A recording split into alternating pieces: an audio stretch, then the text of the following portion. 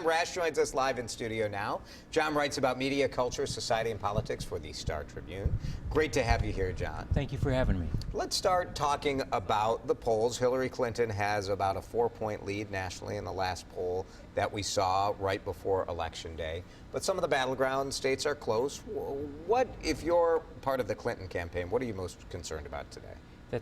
Where that 4% margin really resides, meaning she may be up by double digits in some really deep blue states, California and New York as an example, and some of the battleground states might make it a much tighter race, at least in the Electoral College, than it is in terms of the overall polls.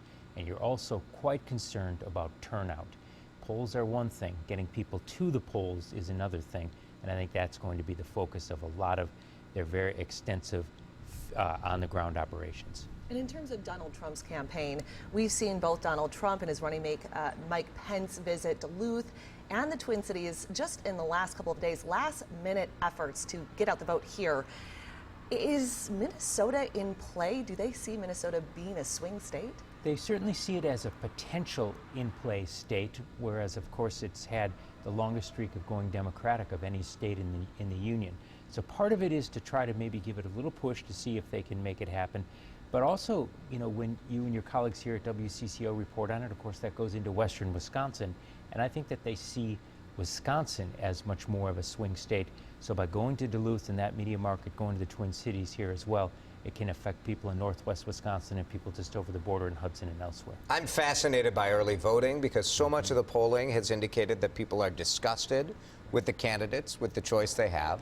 But yet we have seen here in Minnesota, 500,000 people have voted already.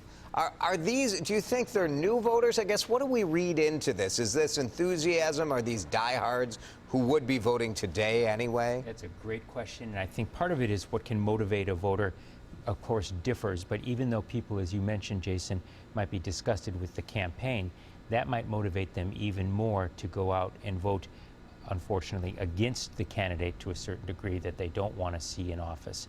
And so, you know, even though Minnesotans in particular may find this campaign hasn't hit their standards, we often and hopefully will lead the state or the nation in state turnout. So I think a lot of people just want to turn out and get out a little bit early there. Let's talk about some of our congressional races. There are 3 that are really in play here in Minnesota. Of course, the 8th district, one of the most expensive races in the country. Last election, Stuart Mills just narrowly lost that one to Rick Nolan by 4,000 votes.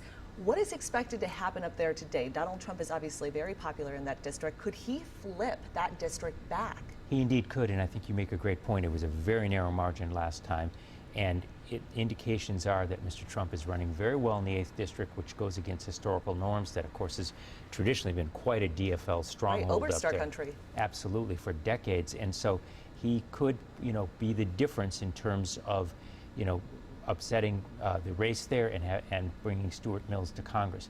But that being said, Minnesotans certainly have a long history of ticket splitting, so you may have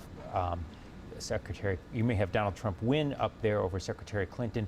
You could have Rick Nolan hang on, but that's going to be one to watch probably into the wee hours. I know there's been a lot of kind of, teeth gnashing about whether or not we've been covering issues or talking about issues in this campaign.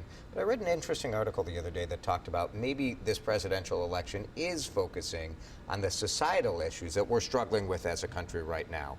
What is the role of women in society? What is the role of immigration and minorities? That maybe this whole issue this election hasn't been as maybe disgusting as like the mainstream media and the entrenched politicians would want you to believe. Certainly some of the issues have been discussed, and you're right about those, as well as the broader issues of trade and immigration, which have been really consistent themes throughout this campaign. That being said, there are some issues that really got short shrift during this campaign, very specifically during the 3 incredibly contentious debate.